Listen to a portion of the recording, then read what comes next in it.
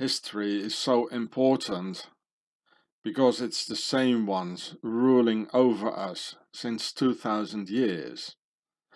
Therefore, history repeats itself all the time because the same techniques are being used by our masters to keep us down.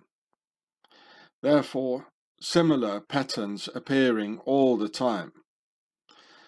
So it's very important to compare the patterns and similarities throughout history with the actual situation of today.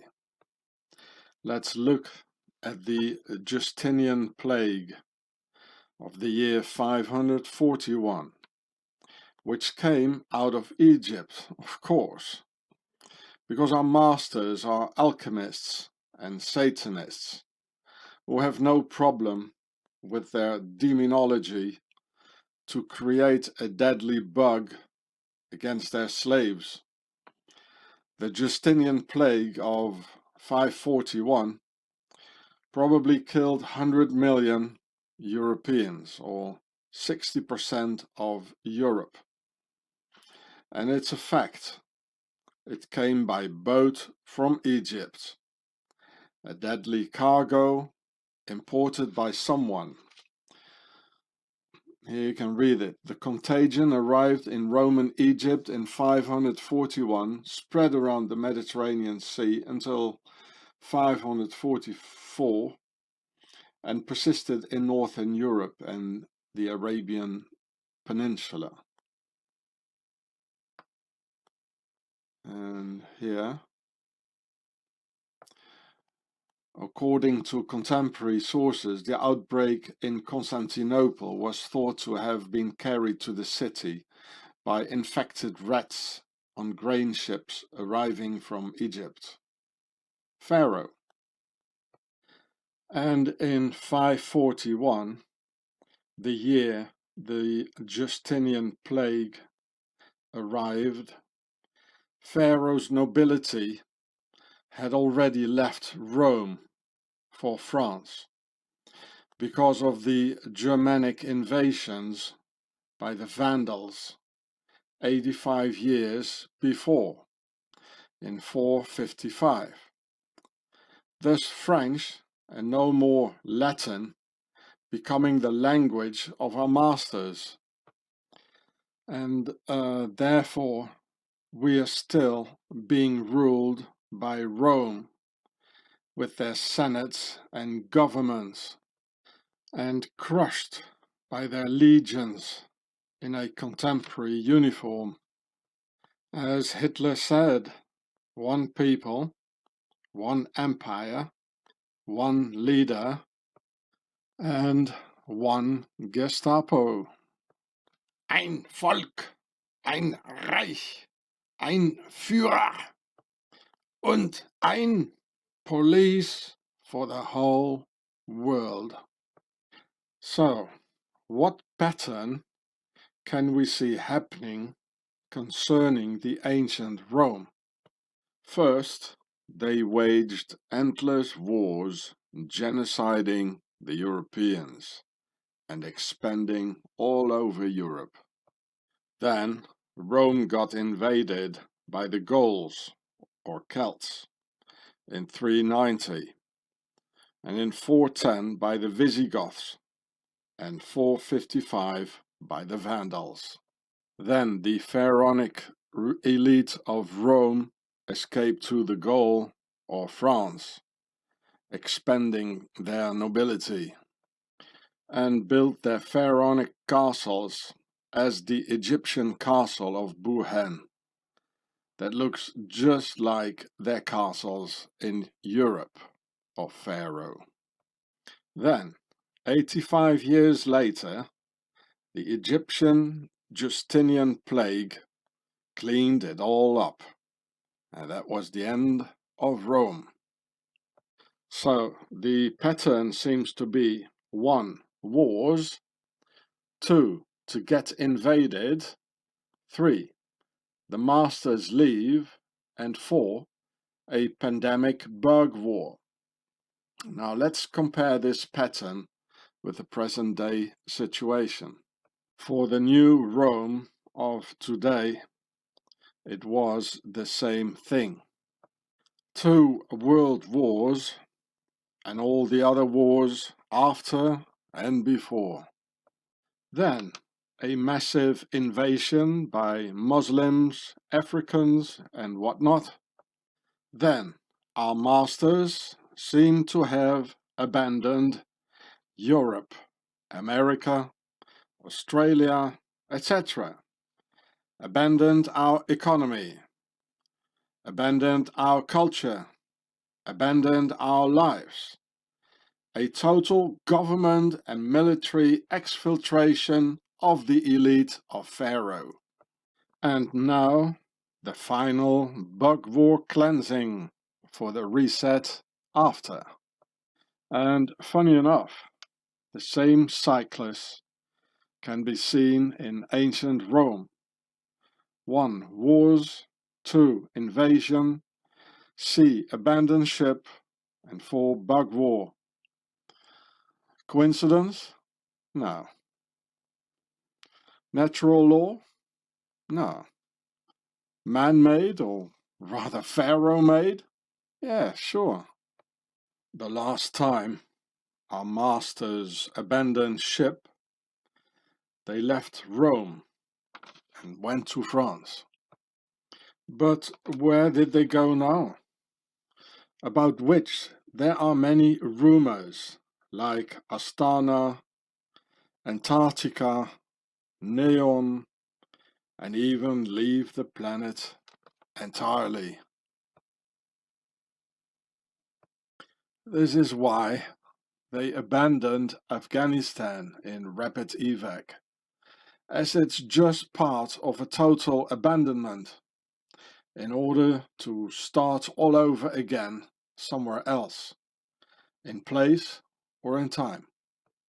Pharaoh's abandonment of Afghanistan, followed by a simple walk-in by the Taliban, is being portrayed by the Western media as an Afghan victory by those brutal Taliban who rape the women and kill everybody on their way. Well, apparently this mean lie machine of Western media can only lie, with every single word coming out of Pharaoh's lie machine is a lie. Some Afghan women have been lured in by evil Freemason forces and seduced by their pink list killers to become like Western women. Whereas a man in the West, you get ordered around by aggressive women pink list killers in any government office you go. Just look at the pink list killer logo with the inverse satanic cross, which will knock you out with a fist if you're just a man.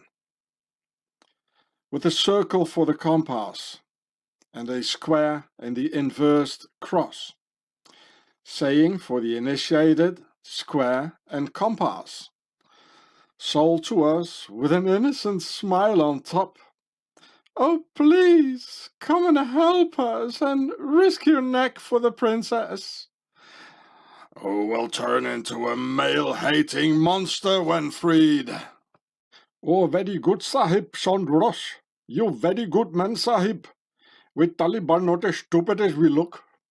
Yeah, mate, I'm tired of the West, with endless lies. Everything is a gross lie in the West. Only lies, lies, lies, lies. Here, mate, look, I've got the same hat and beard as you guys. So, can I come now? I'm so sick and tired of the West, really. Yeah, look, if I put the words the Islamic Emirate of Afghanistan into Google Translate to get the Pashto writing of it and put it in YouTube like I did here, and then punch search, then you get the real images of local Afghan YouTubers that show the Taliban being welcomed as heroes who liberated their country from US oppression and US occupation, showing happy people smiling and being relaxed, saying there's no bloodshed, showing very calm and civilized Taliban giving interviews to local YouTubers. Here you can see it. You see it's everywhere their language. But a lot has been censored already, you know, they're censoring it. You see, you know, this is peaceful stuff here, you know? Look at that. Peaceful. And the other one too here on top here. Yeah, look, they're all cheering, you know? There's nobody running, no bloodshed. You know, and think about the crisis actors, you know? But again, a lot has already been censored, you know, by the enemy within. Well, they're mostly left now. Well, actually, I looked a couple of days back, and there was already a lot more. They already took away a lot of things. Now there's only like 2 years ago, 4 months ago. It has already been censored, everything, eh? Or almost everything.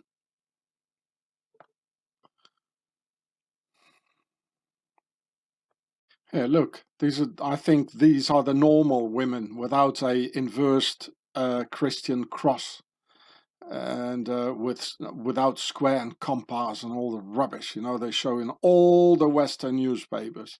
No, this is from there, you know, you get this if you punch their letters in it. Look how she's smiling, you know, they're happy. They're happy, they're being freed. And this is on Tolo News. And you see the Taliban dudes here standing behind here. And this is from August the 19th. Or like this one here. From Afghanistan News, Kabul first day under Taliban rule. August the 17th, 2021, 500,000 views. Hey, look, they're smiling, they're all relaxed, they're just standing there, you know. And this is what you get if you punch in their letters, you know. Have them speak for themselves, you know. Don't trust the Western media.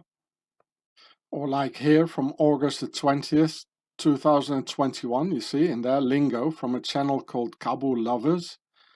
You know, you know, the reporter says, hey, you come here, Taliban, you know, I want to interview you. You know, this is nothing, or, you know, like here, people are happy, look at them, you know, look at the little picture here. They're with flags and, hey, we're happy, freedom, US go home, you know, look at that.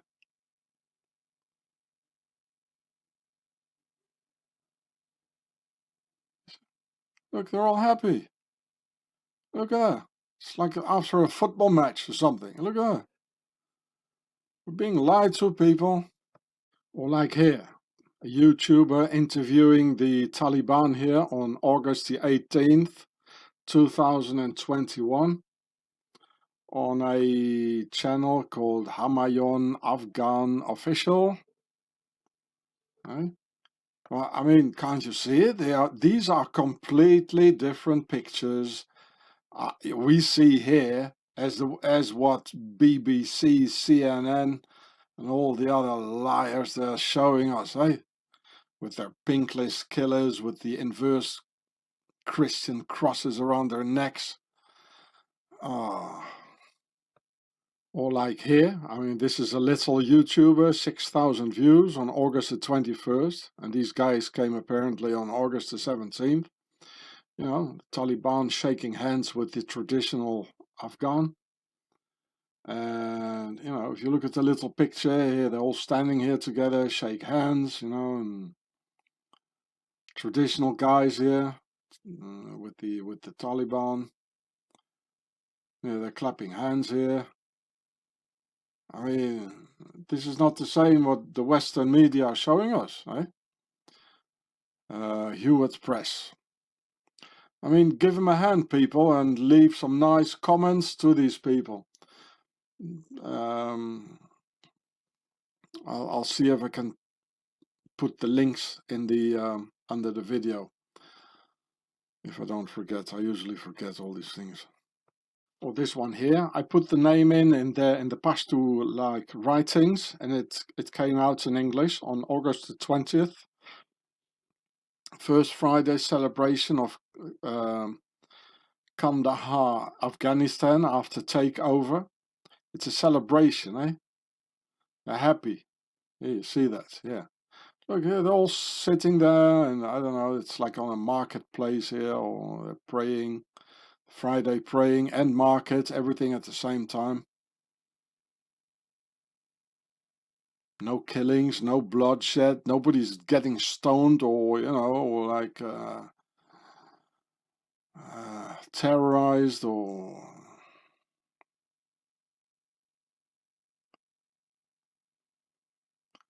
I mean, look at it yourself. I mean, there are 10,000s of videos, you know. This is Kavi Khan. Just a YouTuber, 30,000 views. Just a YouTuber making his own video, you know.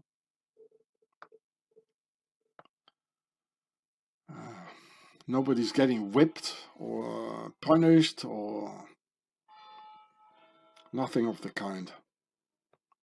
Oh, I'm so sick of Western lies, where everything has become a lie in our part of the world. Like the lies of President Biden saying that the US abandoned Afghanistan out of human compassion, so no more American lives will get lost over there. Oh, since when the lives of US soldiers are taken into value by the president and his Freemason government? Dispensable soldiers, dispensable slaves, dispensable armies, dispensable people. Well, bye-bye Biden. Get out of here. Back in Europe, these government war criminals and pharaonic liars founded the Bilderberger by the Prince of Darkness, Bernhard zur Lippe Biesterfeld, a high member of the SS and friend of 007, Ian Fleming, friend of the British Royals, and he was a member of the Order of the Garter. More than 10 years ago, I went protesting against the Bilderbergers at the Bilderberg conference of St. Moritz in Swaziland in 2011. I gave many interviews there, but this one here was the only one left I could find. All the other interviews all got genocided. So it is here. There's the title, Bilderberg Meeting 2011, Collettivo Themis. Oh, what a nice name, eh? Themis. Themis is the Greek Ma'at, where the 42 principalities of Ma'at came from, now called the 10 Commandments of the Bible. So that's probably the reason they're still there, Collettivo Themis. You know, probably, well, I'm 100% sure, you know, Freemasons or children of Freemasons, descendants of Pharaoh. Funny, eh? Like here you see a crown, because it's all royal stuff. And here it says Bilderberg. And this word here, I suppose that means castle. So 10 years back, I went filming the hotel castle Bilderberg of the Bilderberger in a sort of castle next to Napoleon's pyramid in the Netherlands, to be seen in this film here. Here you can see the title, The Pyramid Show. And the part bag, here, bag, as in Bilderberg or Bilderberg in English, means a mountain in German, and I guess in Dutch too, as it is in Afrikaans as well. In a country that is as flat as a pancake, and the highest top no higher than probably 50 meters or so. So, anyone looking for flat Earth? I think I just found it for you. Now, who would give a name referring to a mountain in a country where there are no such things as mountains? But there are mountains in Germany, Berge or Berg. Here from the Google translation from German into English, Berg, mountain, as in Bilderberg, Bilderberger, Bilderberg. Just as the first part of the name Bilder. Bilder is not Dutch, which I checked in the internet. Bilder is a German word meaning pictures in plural. It says, the Google translation German, Bilder, as in Bilderberg, it means pictures in English. Bilderberg, Bilderbergers. So, altogether, Bilderberg, it says mountains of pictures for Bilderberger. So here in the Google Translate from German, Bilderberg, we have to put a hyphen in between, and into English it says pictures mountain. Yeah, pictures for Bilder and mountain for Berg or Berg. Mountains of pictures. And mountains of pictures refers to the only place in history where we have seen that, and it was also in Germany, where there were mountains of shoes, shoe bag, the Schuhberg, the Schuhberger, mountains of glasses, Brilleberg, in German, Brilleberger, mountains of human hair, der Haarberg, Haarberg, Haarberg, Haarberger, and mountains of pictures as some relic of all the extinguished lives. Bilderberg, Bilderberger, Bilderberg, Bilderbergers, mountains of pictures. The Nazis called this place in Auschwitz, with all the stripped leftovers of their eliminated previous owners, Canada, or Canada in German. Here you can see it, Canada,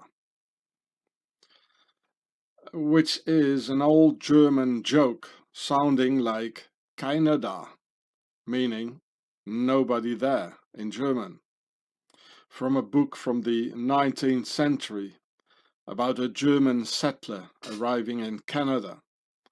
There was only wilderness at that time and no people to see. Canada for Canada, nobody there.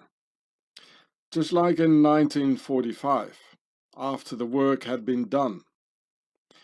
These are typical aristocratic jokes like Bilderberg, Canada, and even the name Auschwitz carries a joke, as Witz in German at the end of the name It means a joke in German.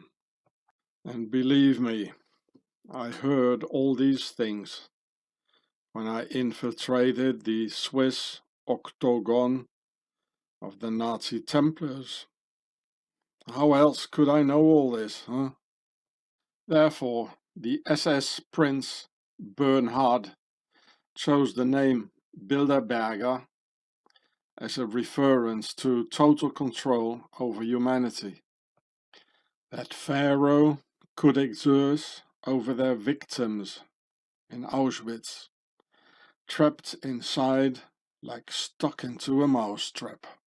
Also, like for those who will experience this soon, those who refuse to accept Pharaoh's poison in their veins, or 28,000 defenseless white Christian Boer children in South Africa, all murdered in British-made concentration camps by Pharaoh's nobility, Lord Kitchener, and his bloodthirsty pal, Lord Winston Churchill, born in the Blenheim Palace, son of a duke.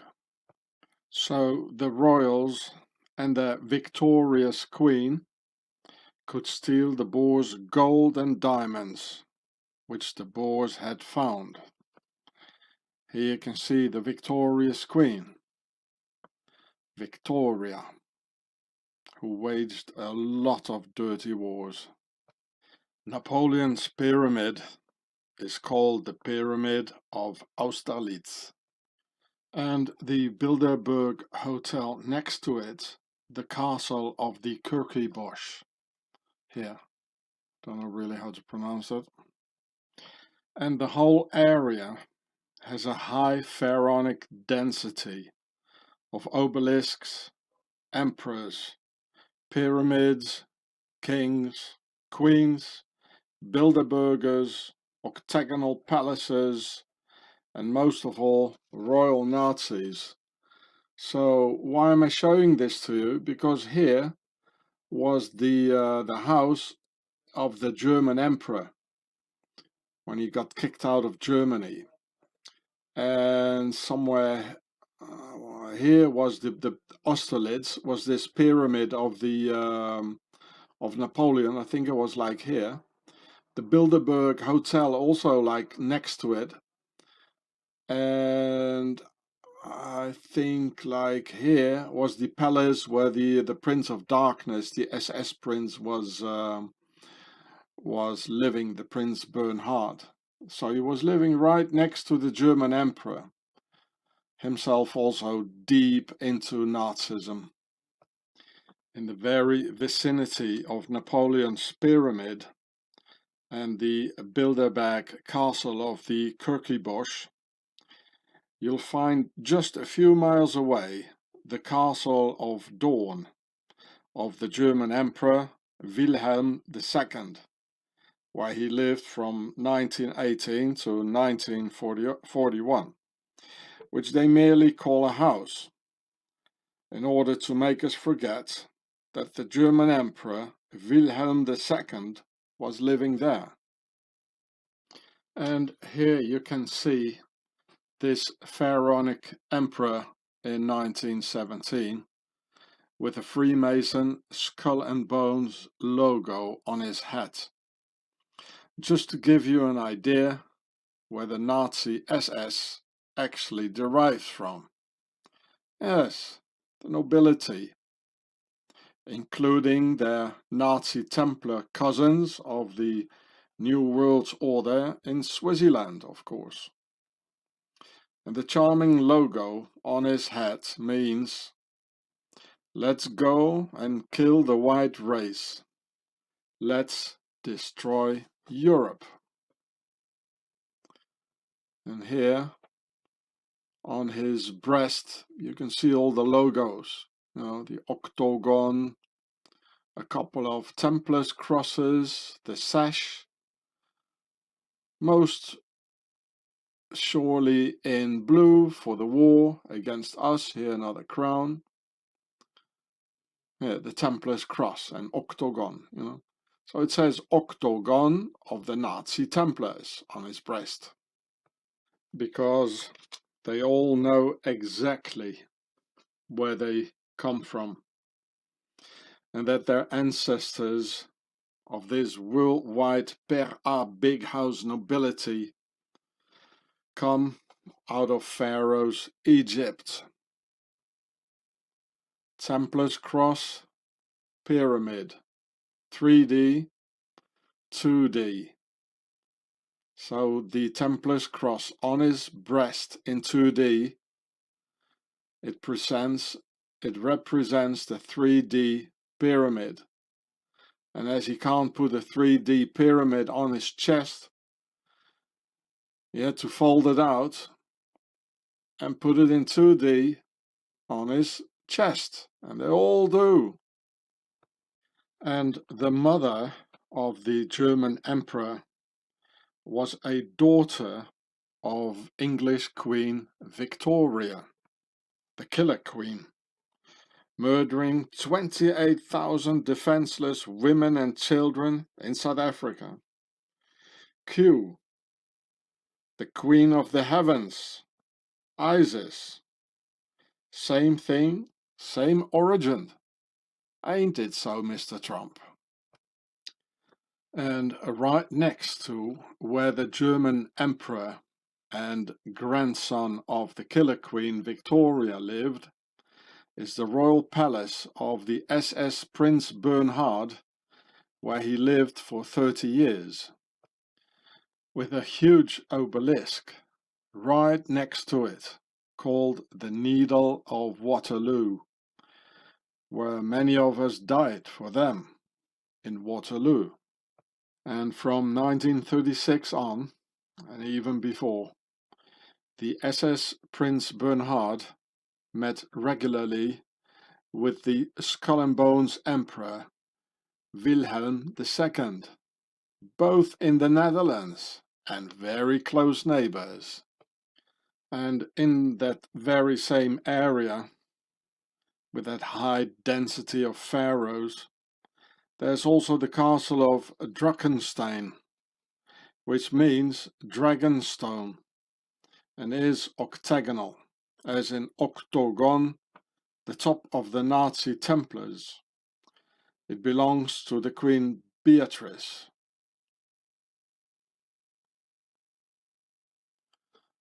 And this castle is right next to where the Skull and Bones Emperor of Germany lived and the SS Prince Bernhard.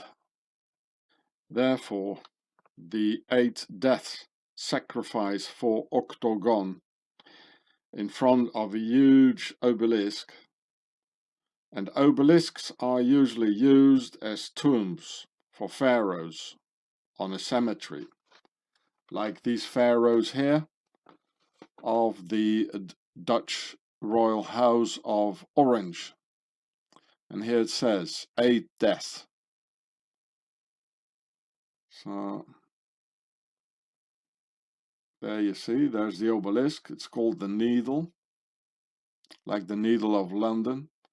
And apparently there were some people in the hospital and died later. I can tell you, you know, they needed the number 8, you know, for the ritual. So these people would have survived their injuries if it wouldn't have been needed the number 8 for the ritual. So in this dense pharaonic fantasy world area full of SS princes, kings, skull and bones emperors, castles, obelisks, bilderbergers, pyramids, dragonstone castles, unicorn order of the Garter, rituals, evil deeds, and Nazi Templar SS. It's like being in some fantasy film like Harry Potter and whatnot, through which our masters try to make believe our children in unicorns, dragons, and magic castles. which have an entirely different meaning for our masters, making me think of what Arizona Wilder said about these royal dragons and their appetite for children. Here is your dragon with the royal lion. To make the world of evil seem harmless to our children, taking it with them into adulthood. And all these evil rituals must have driven the husband of the queen completely nuts. Plus some more suspicious death cases running in this richest family of the entire world. Klaus Georg von Ansberg, another SS prince in the entirely German House of Orange, and the father of the actual King, Order of the Garter, William of Orange, whose father and grandfather were Germans, plus the rest of his German ancestry. Now here it says, in 1944, Klaus was conscripted into the German Wehrmacht. Well, wait a minute, this is not possible. He was not in the Wehrmacht, he was in the SS. Because Adolf Hitler, he had the Prinzenerlass in 1940 that no German prince could go into the Wehrmacht. So he was in the SS. Just another lie, to cover it all up, eh? And he was in the Deutsches Jungvolk, in several Nazi youth organizations, and the Hitler Youth, just like the other Prince of Darkness, the grandfather of the actual King, Order of the Garter, King William. It's a whole house of SS and Nazis, and rituals, and the whole shebang of Pharaoh. Therefore, the prince can be seen here in the death skull uniform of the SS, most likely participating in all sorts of genocides and butcheries, because it is impossible he was in the Wehrmacht, because of Hitler's Prinzenerlass from 1940. Everything they tell us in their media is a lie, people. In fact, all nobles went into the SS, where they could kill without danger for their own lives, as the SS was a wave of murderers after the wave of battling German soldiers of the Wehrmacht, cleaning up the way so there was no more danger for the SS. Therefore, the SS are the very same as the Knights Templars, a bunch of cowards murdering wealthy noblemen full of occultism, while the Europeans did the real fighting for them. The Nazi Templars of Octagon and their Swiss base in the Alps. I've already told you about the other royal SS Prince Josias zu Waldeck und Piemont, whom you can see here, who next to his crimes in the Buchenwald concentration camp also personally helped executing the real German nationalists of the German workers in the Night of the Long Knives in the summer of 1934, replacing all the normal officers of the SA Sturmabteilung with aristocrats of the SS, like the SS Prince Bernhard. Here you can see he's a real prince with a Templar's cross all over, white gloves like in a Freemason lodge. Seems to be a skull of death here. And this one here, it says square and compass, as I told you, which all comes out of Pharaoh, Pharaoh's nobility. So there are 4 squares in it, and the whole thing is in a circle for the compass. So if I scroll down a little bit, and you can find it in many other places here, what I'm gonna read for you. The whole story is interesting. So it says, Waldeck was severe, hard-driving and ambitious. To cite an example, he oversaw an SS execution commando. So the SS executed the SA. That's what I'm telling you. The real Germans were replaced by the aristocracy. This is how Pharaoh got rid of the real Germans, of the German people, normal Germanic people. These pharaohs got rid of them. Yeah. He oversaw an SS execution commando at the Stadelheim prison near Munich during the Rome Purge in June 1934, the night of the long knives, when he had to order the executions of several former comrades. Yeah, comrades. Well, he gave him the name of comrades. He just stabbed them in the back. It gave him no pleasure, but it was necessary to the future of the Nationalsozialistische Deutsche Arbeiterpartei, which he would defend with his own life, if necessary. Wenn alle untreue werden, so bleiben wir doch treue. Yeah? That means untreue, it means not faithful, and we stay faithful. That means the real Germanic, normal Germans, they were not faithful, but within the aristocracy, the SS, they stayed faithful, but to a completely other thing. They wrecked Germany and they murdered German people.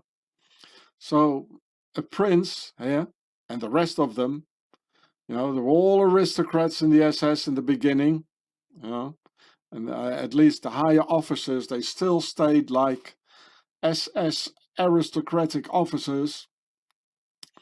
They murdered the SA, the Sturmabteilung with Rome, the Rome Purge.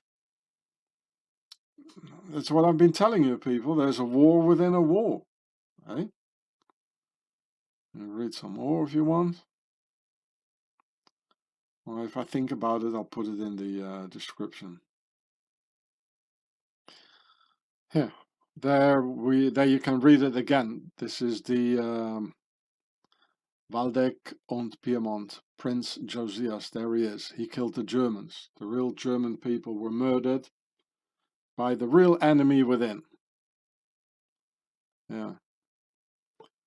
Here, I read it for you. In June 1934, Hitler directed Joseph Sepp Dietrich, the then head of the personal SS bodyguard unit, to lead murder squads of SS officers, read aristocracy, and men to round up and shoot the leaders of the SA, read normal German people, Workers' Party, in what became known as the Night of the Long Knives. Dietrich had instructed von Waldeck to go to the Stadelheim prison, where Hitler had previously been imprisoned and where he had written Mein Kampf, and to make arrangements there for the reception and execution of the SA leader Ernst Röhm and other leaders. This is where the aristocracy rounded up the real Germans, the real German nationalists, and then went on, the SS, they went on to pretend to be real Germans fighting for Germany while killing real Germans who wanted actually the best for Germany, whereas the SS and the whole Nazi bunch, they didn't want the best for Germany. Can't you see it? I can't understand, really, how the worldwide neo-Nazis and nationalists can be so dumb and don't see their real enemy.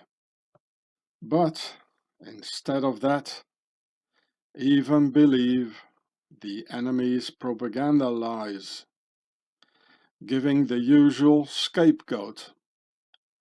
Well, people, no jaywalkers to see, far and wide, at the origins of 2 world wars and all the other wars after and before. Sorry, dear neo-Nazis, I just can't find any. But I've got the real enemy of our white race, well, real good in the crosshairs though. Now, listen carefully. This SS Prince General Josias zu Waldeck und Pyrmont was even a nephew of Queen Emma of the Netherlands. As Princess Emma zu Waldeck und Pyrmont married King Wilhelm III of the Netherlands, and she became the Queen of the Netherlands in 1890, just before World War I, being one of the reasons the Germans did not invade the Netherlands in World War I, as the German Emperor already had a German aristocrat on the throne of the Netherlands, where today's Dutch royals are 100% German aristocracy. Not very Dutch Queen Emma zu Waldeck und Pyrmont, and aunt of the Prince SS General von Waldeck, was of course the reason that the warmonger and butcher of millions of Europeans, the German Emperor Wilhelm II, could be saved from the Germans and live a happy life in the Netherlands, also called Flat Earth.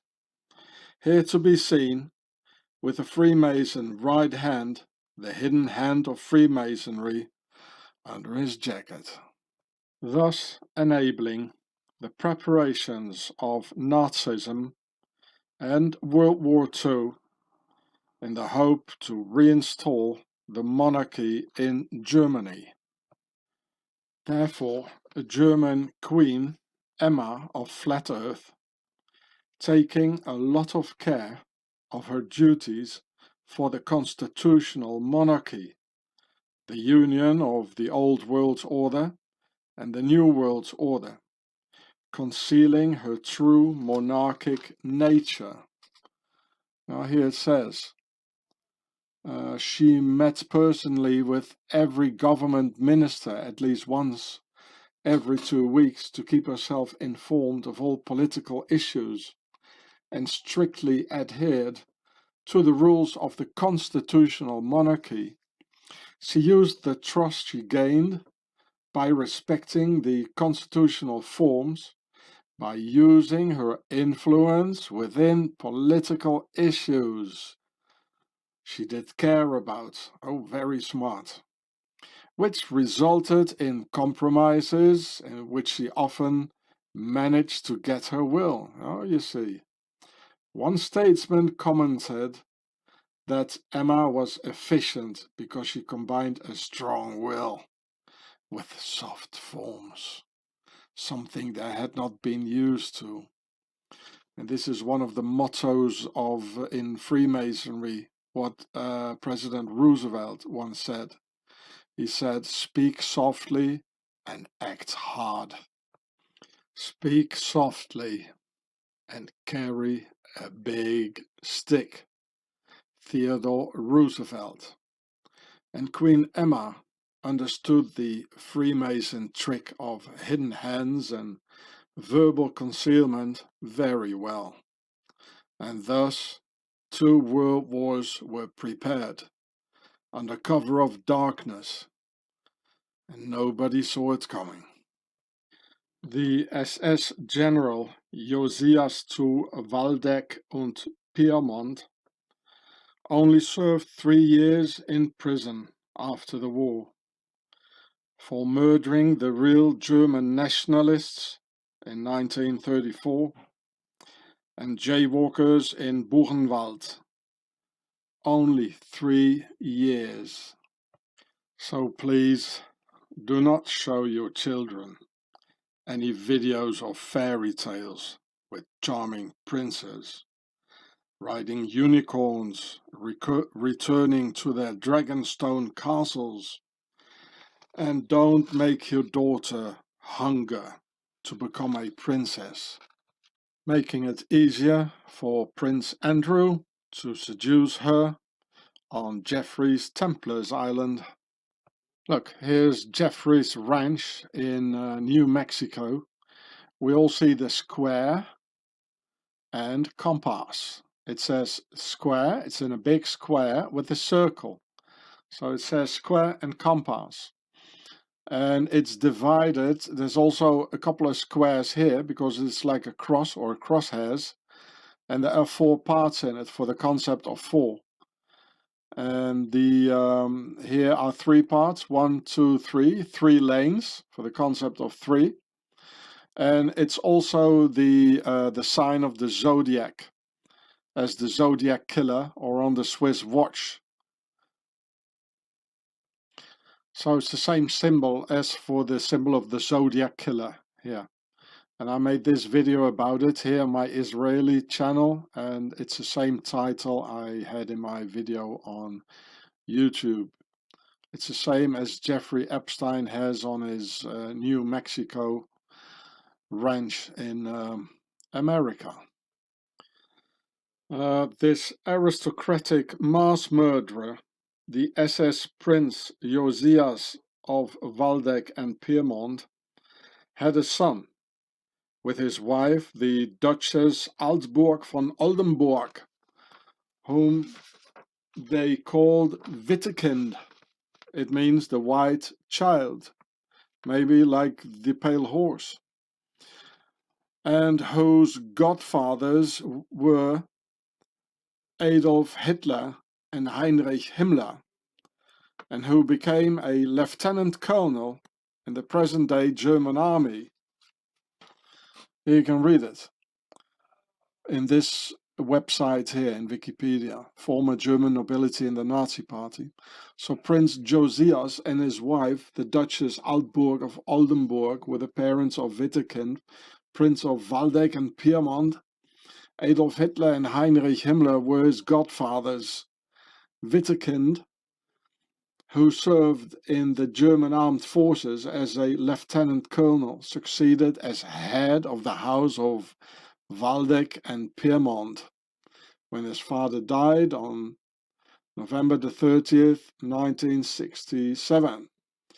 So this war criminal here, the Prince war criminal, well, he lived another 30 years in liberty and having a good time, you know, while he was a general in this here, in the SS, and murdering people. It's the same one still ruling today, huh? You can see that. A lieutenant colonel, his son. Same ones, nothing has changed. So here is the coat of arms of the Royal House of Waldeck und Pyrmont, showing the octagon twice, 7 feathers on top for the concept of 3 plus 4, making 7, the holy number of the pyramid, a square in the helmet for the concept of 4, and 3 dots next to it indicating square and compass altogether. And around the cross with 4 squares there are 8 dots for octagon all around it. So here is the octagon star, and here once more 7 feathers. It's a concept of 3 and 4 together making 7, the number of the pyramid. 3 dots here for the concept of 3, and this is a square for the concept of 4, and it has a cross in it for the concept of four. So it says here square and compass, which it says on the helmet. So here's the royal house of Waldeck, and here's their coat of arms. It shows a bit differently than the other one. Here it has 3 octagons, and I'll show you the one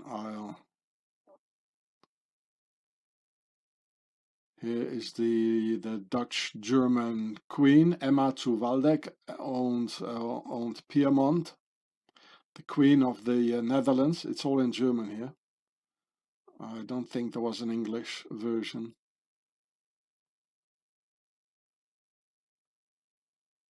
And here again comes the coat of arms I just filmed for you. Stammwappen in German. So I quickly show you some more of the royal houses in this website on Wikipedia, former German nobility in the Nazi Party. And that's why Adolf here is having such a terrific time with the son of the emperor. The Emperor William II, his son, with the octagon around his neck. And okay, let's go. So the Kingdom of Prussia here. I'm not going to read it all for you. You can do it yourself, you know. And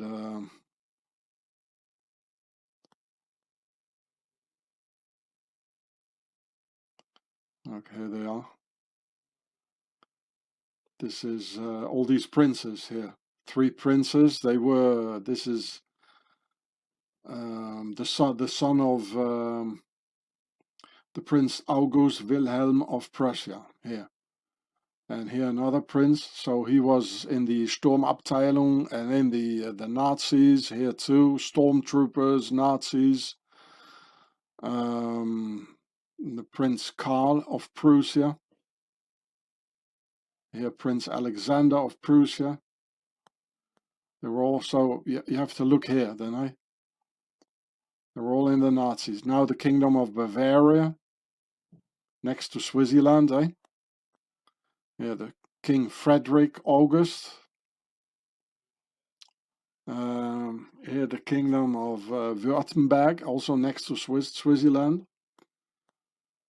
Baldur von Schirach, of course, he was the head of the Hitler Youth. He never spent a day in prison.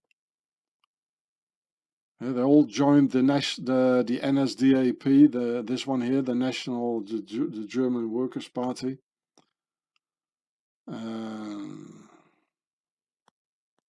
Here as well.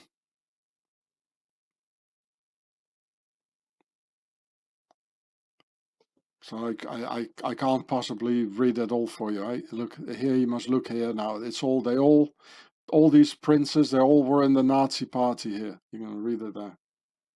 And these are their numbers.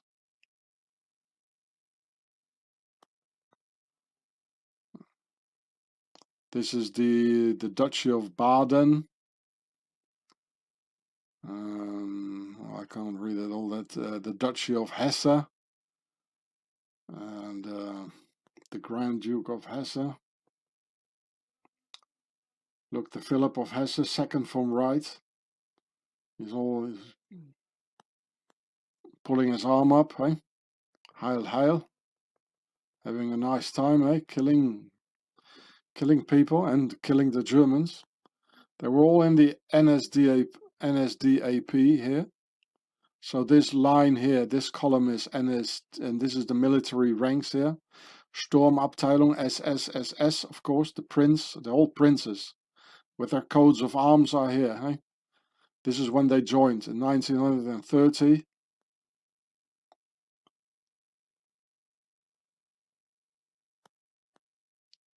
Even the ladies, the princess, they're all in the Nazi Party.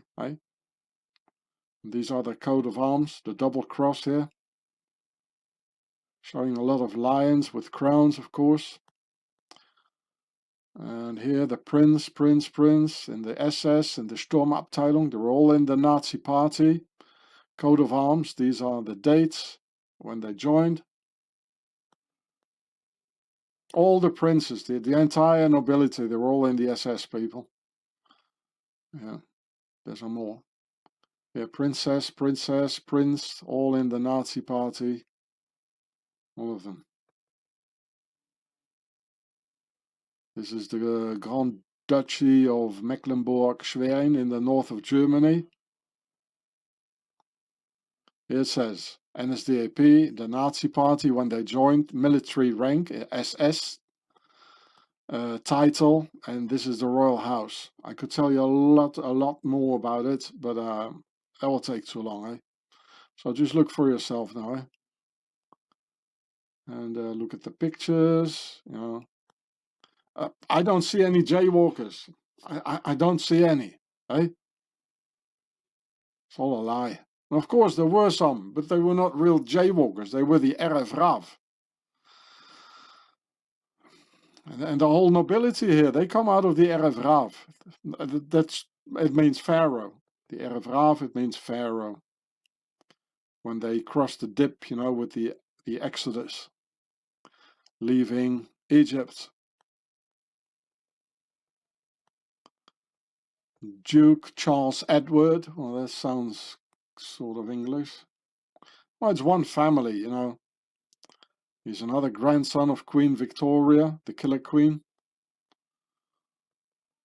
It's all one family. It's the Per-A, where the word Pharaoh comes from.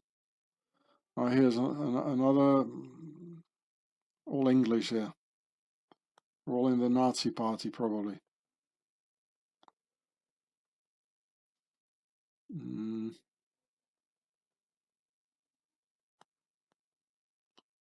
Charles Edward, yeah.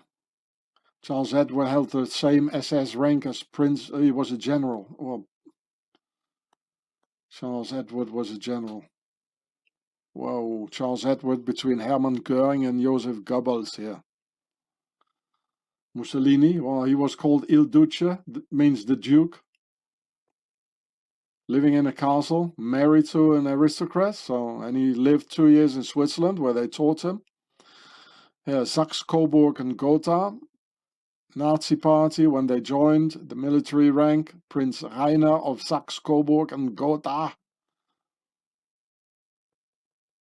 A lovely bunch, aren't they? Sturmabteilung.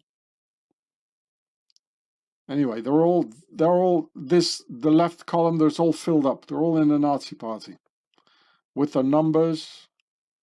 It's a very good site, a very good YouTube site here. The Duchy of Saxe-Meiningen.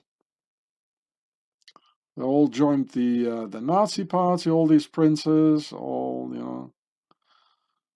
And maybe if it doesn't show a military rank, you know, it's even more dangerous because they hide it, you know, like talk softly and keep a stick behind, eh?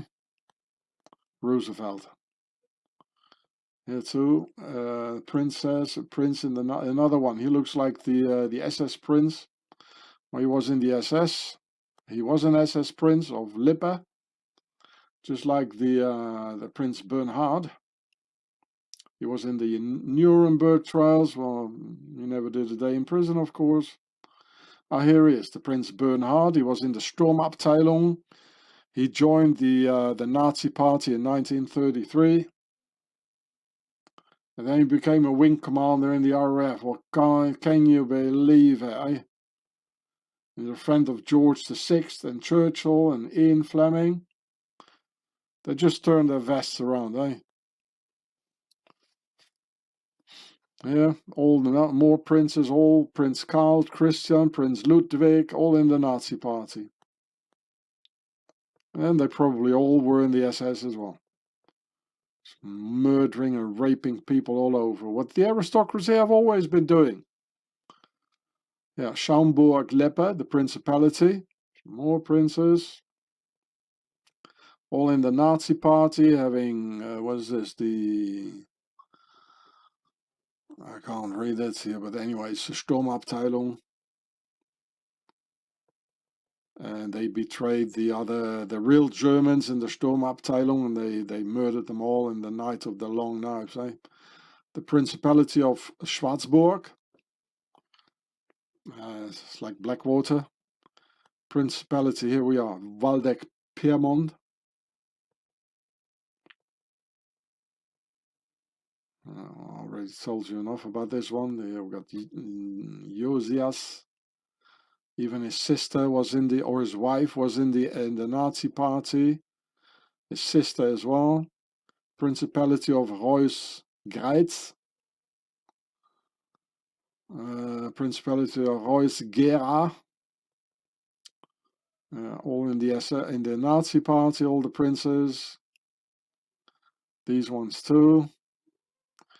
Oh, okay, that was it. Hi, people. And even the Dutch king, William II, from 1792 to 1849, was a son of German Emperor of Prussia, Wilhelm I. Here it says. So King William II was the son of William I and Wilhelmine of Prussia. You know, so well, the whole flat Earth is German. So here you can see it one more time. The killer queen Victoria here, and the grandson, her grandson, is the Kaiser Wilhelm II of Germany, the World War I butcher of Europeans. And King George V is a cousin of his, together with the Tsar Nicholas II. They're all cousins. It's one big family who sent you Europeans into the war, and you die by the millions. And now they want to stick their poison into your butt. So when the First World War German Emperor Wilhelm II and grandson of Queen Victoria lived in exile, together with the rest of this bunch of German aristocratic Nazis ruling over the Netherlands, he was vividly hoping for Nazi success in order to restore the monarchy. So here in Wikipedia, the abdication of Wilhelm II. In the early 1930s, Wilhelm apparently hoped that the success of the German Nazi Party would stimulate interest in a restoration of the monarchy, with his eldest grandson as the fourth Kaiser. And he was a fanatic anti-jaywalker and absolutely thriving during the anti-jaywalker pogroms of 1938 during the Crystal Night. So here is views on the capital views on Nazism in Wikipedia of Wilhelm II, the German emperor. And here he had the nerve to say that he agreed with the Jewish pogroms and understood why they had come about. And here a little bit down here. Here it says that he is anti-England, anti-jaywalkers, anti-Freemasons. And he argued that the English ruling class were Freemasons, thoroughly infected by Judah. You remember the picture being him like, with the hidden hand? So Wilhelm asserted that the British people must be liberated from Antichrist Judah. We must drive Judah out of England, just as he had been chased out of the continent. That was the German emperor, living in the Netherlands, being a friend of the Prince of Darkness, the SS Prince. And all his sons were in the SS and in the German Nazi Party. And you can't take a single word seriously what these pharaonic liars tell you, accompanied by their charming smiles or serious expressions. The guy was a Freemason, there is no doubt. You don't put your hidden hand like this, like an important person like this, the hidden hand of Freemasonry. And he was also in the Order of the Garter. The lie is their biggest weapon, just as we can see today with the poison they want to put in our veins. Just turn everything around what the politician, kings, queens and media say. And you'll have the truth. As simple as that. It's all inverse speech of evil.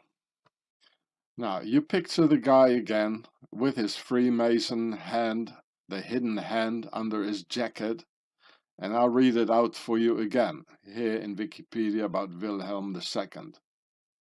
So picture the emperor with the hidden hand, and listen. He argued that the English ruling classes were Freemasons, thoroughly infected by Judah. Liars. And there's a reason to it. Even foreign nations, like here the Marshall Islands, they have made stamps about this terrible happening. It says the bombing of Rotterdam, Low Countries invaded in 1940. So when the Netherlands surrendered in May 1940, because the Nazis started to bomb civilians, as in Rotterdam, with thousands killed, he wrote to Adolf Hitler, "My Führer, I congratulate you and hope that under your marvelous leadership, the German monarchy will be restored completely." Here you can read it. Being true aristocratic gratitude to the country and people who saved him in 1918, giving him asylum when he got kicked out of Germany. Thanks a lot. The SS Prince General Josias zu Waldeck von Pyrmont was even a good friend of the Dutch Queen Wilhelmina, of the very same Waldeck family, and with her son-in-law, SS Prince Bernhard, all around. So here you can read from this website here. The Erbprinz, hereditary prince, had an extraordinary and varied career and enjoyed an especially close relationships with Himmler, Heinrich Himmler, the head of the SS, and the eldest son of the last ruling prince in Waldeck, the nephew of the King of Württemberg, and the Dutch Queen. So you see how from the aristocratic side, World War II got organized in the Netherlands in collaboration with Octagon of the Swiss Nazi Templars. Because in fact, there is the main monarchic Old World Order, vertical rule. There is the Swiss Templar New World Order, horizontal rule of the Republic. And yet another party, the third party, which is the union of both of them through the Order of the Garter. And Emperor William II, the Freemason, he belonged to the Order of the Garter through his grandma, Queen Victoria, the Killer Queen. And you can read it.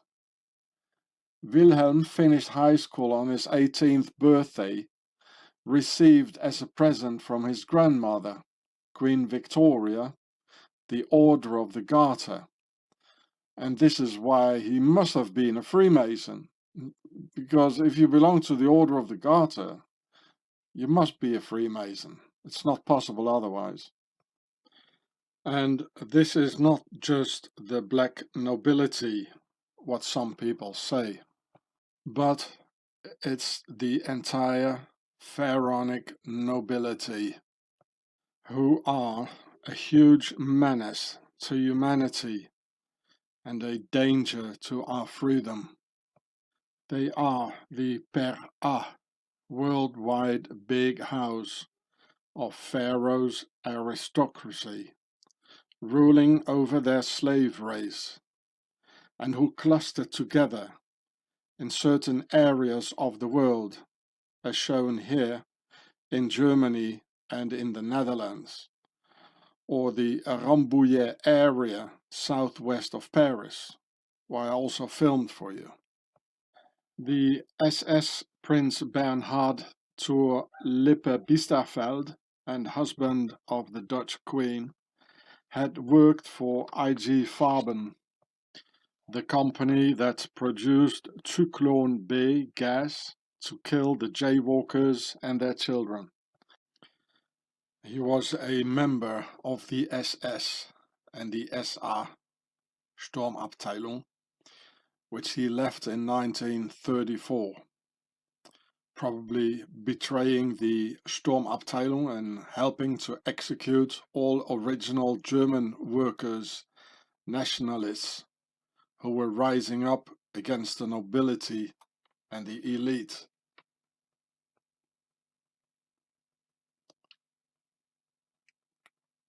Here it says, Bernhard studied law at the University of Lausanne, Switzerland,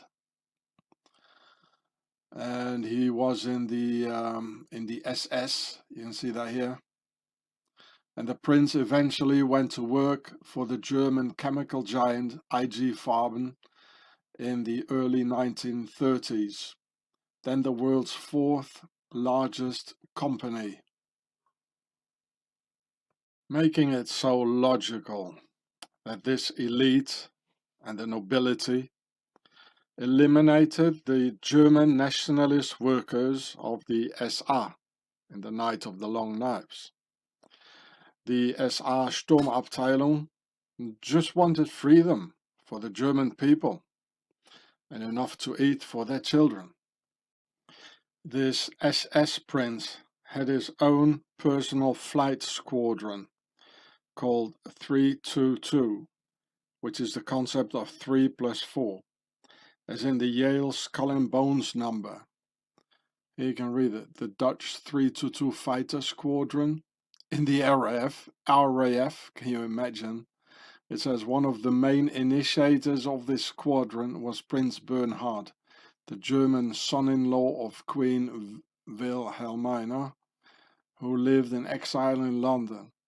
How can an SS prince fly for the RAF? You know, it's all the same bunch, people.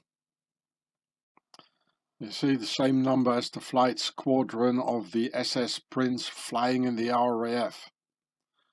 The Skull and Bones number, which adds up to 7, which is the concept of 3 and 4. Square and compass. Yeah, there you go, the Skull and Bones 322 Royal Squadron. Yeah, with a Templar's cross on it. It's a Royal Squadron, you see? That's why it's 322, because this is where Freemasonry comes from. It's royal and it's the elite. And here it says something in Dutch, but I don't know what that means. And as he founded the Bilderberger group in 1954, it must therefore be clear that the Bilderberger are a group of royal Nazis of the old world's order and using the tools and facilities of the new world order. Yeah, there he is, the Prince Bernhard of the Netherlands. Charming fellow, isn't he? Not only the royal German houses of zu Waldeck und Piemont and zur Lippe-Biesterfeld and their genuine princes were in the SS and giving us 2 world wars, but there's a whole list of German royal Nazi houses, English royal Nazi houses, Dutch royal Nazi houses, etc., who were so and who are also the biggest enemy of the German people and of all of us until this very day, with all these aristocrats in the world and collaborating with the octagon of the Swiss Nazi Templars, their base Switzerland. Nowadays, in Germany and in the entire world, they all hide it mostly. The aristocracy hides their aristocratic nobility origins, just like they've always been hiding their pharaonic origins. Like here, the former defense minister Ursula von der Leyen, related to the counts of Faber-Castell, and of course the royal house of Leyen, of the von der Leyen family, who gave governors to slave states like Carolina, Virginia or Pennsylvania, as it might be clear now that the slave drivers were all of Pharaoh's nobility and not us, the white race, who are slaves ourselves in a still feudal system by these pharaohs. If I scroll down here, you can look, here's their royal coat of arms here. There are 3 times for the concept of 3, the seal of Solomon, King Solomon, who was one of their pharaohs. They're all pharaohs. You got this bird standing on one leg, and there she is again when she was younger. Look, here she's being driven around like Queen Elizabeth, you know, being driven around in the carriage. Because they know where they come from. They know it. Here she was the defense minister, together here she's in the US, together with all the Skull and Bones boys.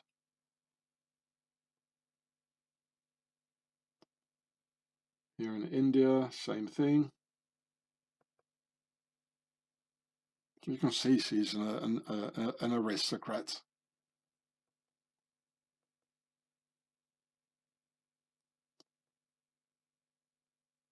Oh, together with Henry Kissinger. Oh, nice. The war criminal. Murdered so many people in Vietnam.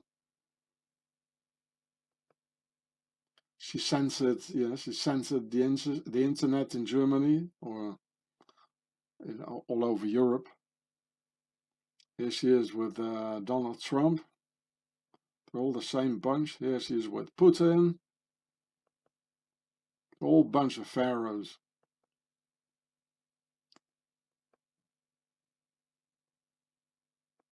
So here it says, House of Leyen. The House von der Leyen is an ancient German noble family of princely and historically sovereign rank. As a former ruling and mediatized family, it belongs to the high nobility, the Hochadel. And they also have a nice castle. Here, look, this is another coat of arms with 2 dogs this time. And here's 7, I don't know what, 7. The concept of 3 and 4. It has a crown with a Templar symbol. Here's their castle, Schloss Gundorf. Belongs to the family. Well, there you go.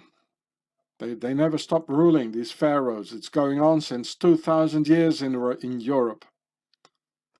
So here it is in German. Leyen Adelsgeschlecht, das Haus von der Leyen. Hochadels. Here's their coat of arms. The number 7. Some sort of a ferocious dog.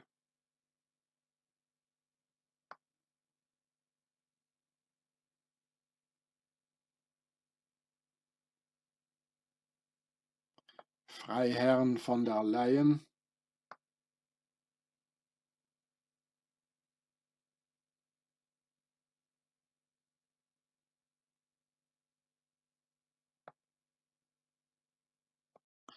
So here's another picture of their castle, or one of their castles, Schloss von der Leyen, the Lion Castle.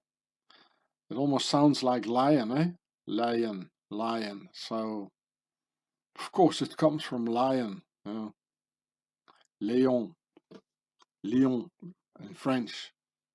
The Lyon, le Château de Lyon.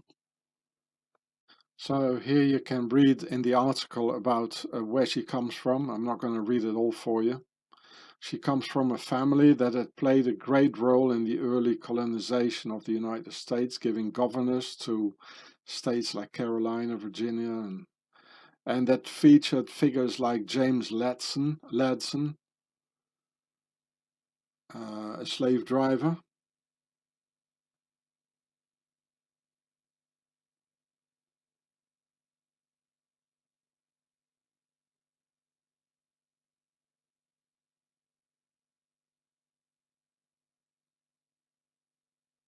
Here, let's have a look at the picture first. You know, the whole thing is in a circle for the compass, and here is, you know, there are 4 squares in it. And even this whole thing, it says square and compass, you know. And there are 8 parts in it for octagon, and here are 4 lanes every time. So for the concept of 4, and the circle is for the concept of 3. And white, of course, for the New World Order, the horizontal rule, and blue because they're waging a war against us. Yeah. So now this is Ursula von der Leyen, the aristocrat. So now she is the president of the European Commission, wanting to put Pharaoh's poison into your blood, and orders you imprisoned at home with a filter on your face. And she's a descendant of the American slave owner James Ladson. Sorry, my dear Nubians. We of the white race didn't do it. We are slaves ourselves of this nobility.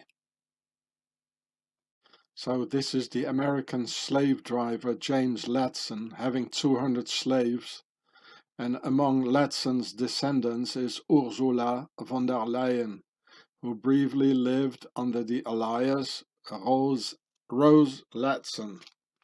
So the former German defense minister and actual president of the European Commission is an aristocratic descendant of US James Ladson, who had about 200 slaves.